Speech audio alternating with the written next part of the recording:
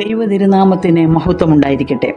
കർത്താവിൽ വാത്സല്യ സഹോദരങ്ങളെ, വീണ്ടും ഒരു ശൂന്യ പെരുന്നാൾ കൂടി നമ്മുടെ ഇടയിലേക്ക് കടന്നു വന്നിരിക്കുകയാണ്.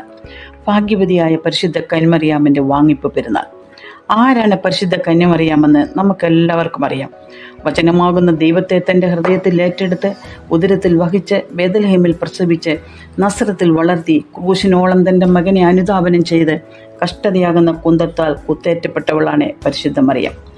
പരിശുദ്ധ ദൈവമാതാവിനെ പൗരസ്ത്യ സഭാ ദർശനത്തിൽ നൽകുന്ന ഒരു വിശേഷണമാണ് രണ്ടാം ഹവ്വ എന്നത്.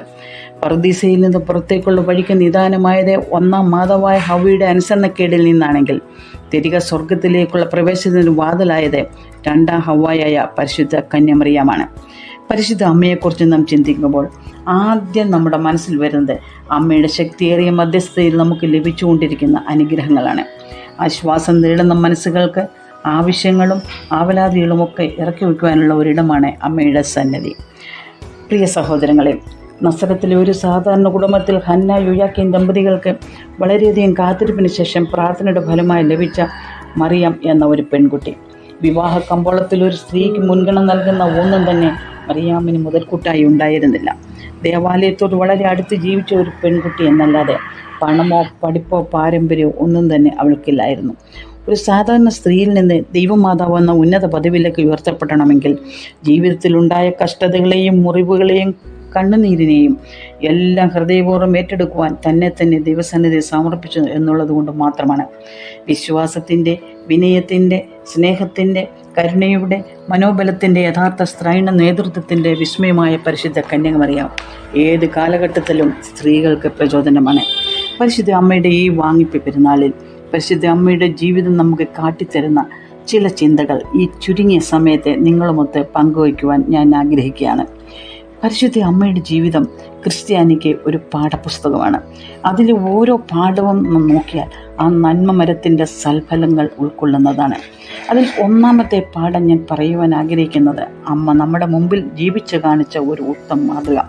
അമ്മയുടെ സംസാരവും സഹവാസവും ഒക്കെ ദൈവത്തോടൊപ്പം ആയിരുന്നു.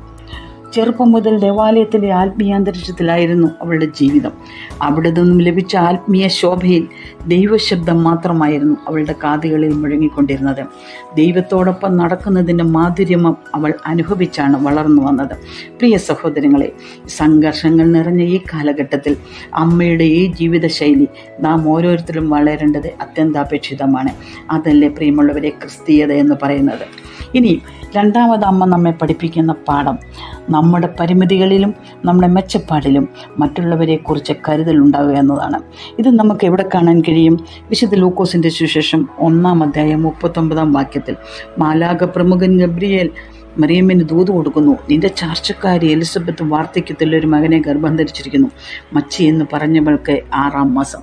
ഈ സന്ദേശം കേട്ട ഉടനെ തന്നെ ബന്ധപ്പെട്ട് ആ മലനാട്ടിൽ ചെന്ന് എലിസബത്തിനെ കാണുകയും അവരുടെ സന്താന സൗഭാഗ്യത്തിൽ സന്തോഷിക്കുകയും യോഹന്നാൻ്റെ ജനനം വരെ 3 മാസം എലിസബത്തിനോടൊപ്പം താമസിച്ച് അവളെ ശുശ്രൂഷിക്കുകയും ചെയ്യുന്ന മഹനീയമായ മാതൃകയാണ് നമുക്ക് കാണുന്നത്. വേറൊരു സന്ദർഭം നമുക്ക് കാണാൻ കഴിയുന്നത് വിശുദ്ധ യോഹന്നാൻ്റെ സുവിശേഷം 2-ാം അധ്യായത്തിൽ കാനാവിൽ കല്യാണ വീട്ടിലെ മാതാവിൻ്റെ നിരീക്ഷണ പാഠവും ആ വീട്ടിലെ അപര്യാപ്തത തിരിച്ചറിഞ്ഞ് അവസരത്തിനൊത്ത് പ്രവർത്തിച്ച് ആ കുടുംബത്തിൻ്റെ കുറവുകളെ പരിഹരിച്ചു എന്നുള്ളതാണ്. ഇവിടെ നമുക്ക് കാണാൻ കഴിയുന്നതാണ് സഹജീവികളോടുള്ള ദയാപൂർവമായ കരുതൽ. ഇതല്ലേ പ്രിയമുള്ളവരെ ക്രിസ്തീയത. മൂന്നാമതായി നമുക്ക് പറയുവാനുള്ളത് കാൽവറിയിലും പതറാതെ നിൽക്കുന്ന അമ്മ. സ്വന്തം പുത്രൻ കാൽവറി ക്രൂശിൽ 3 ആണികളിൽ തൂങ്ങി ശരീരത്തിലെ അവസാന തുള്ളി രക്തവും വെള്ളമൊഴുകി പ്രാണം പിടയുന്നത് കൺമുമ്പിൽ കാണുന്ന ഒരവസ്ഥ. സങ്കടത്തിൻ്റെ തിരമാലകൾ ആഞ്ഞടിക്കുമ്പോഴും ഉള്ളിൽ കൊടുങ്കാറ്റ് വീശിയടിക്കുമ്പോഴും തൻ്റെ മകൻ്റെ ക്രൂശിനോട് ചേർന്ന് നിൽക്കുന്ന അമ്മയെ നമുക്ക് കാണാം.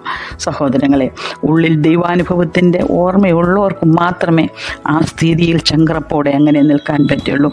നാം ഓരോരുത്തരും നമ്മുടെ ജീവിതത്തെ നോക്കുകയാണെങ്കിൽ സഹനത്തിൻ്റെ തീച്ചൂളിയിൽ കൂടി പല പ്രാവശ്യം കടന്നു പോകേണ്ട അവസരങ്ങൾ ഉണ്ടായിട്ടില്ലേ?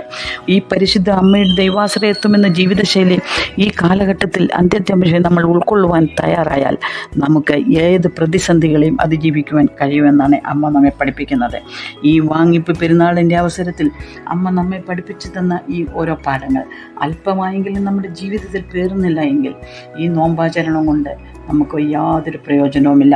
ഈ നോമ്പിൻ്റെ വേളകളിൽ കൂടുതൽ പ്രകാശത്തിലേക്ക്, എളിമയിലേക്ക്, നിറവിലേക്കുമായി തീരുവാൻ സർവശക്തനായ ദൈവസംഗതിയാക്കട്ടെ എന്ന് പ്രാർത്ഥിച്ചുകൊണ്ട് എൻ്റെ വാക്കുകൾ ചുരുക്കുന്നു. ദൈവം നമ്മെ ഓരോരുത്തരെയും അനുഗ്രഹിക്കട്ടെ.